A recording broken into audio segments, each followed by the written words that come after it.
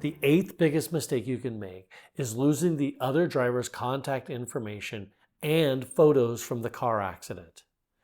It's really important to always have this information.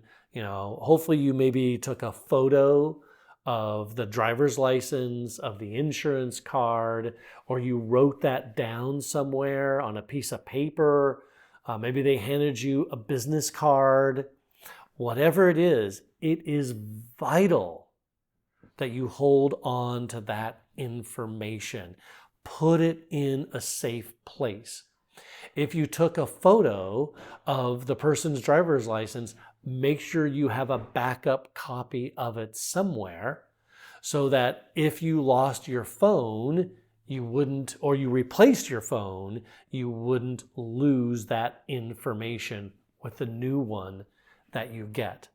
The reason this is so important is that if you need to have an attorney representing you, that information is going to be absolutely critical. And especially if, in the very unlikely event that a lawsuit did have to be filed, without that information, it may be literally impossible to file a lawsuit.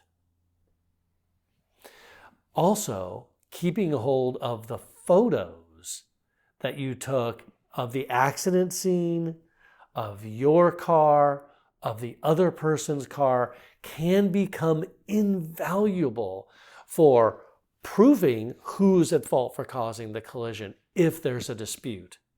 Invaluable for proving the extent of the damages done to the vehicles to prove that you really were injured.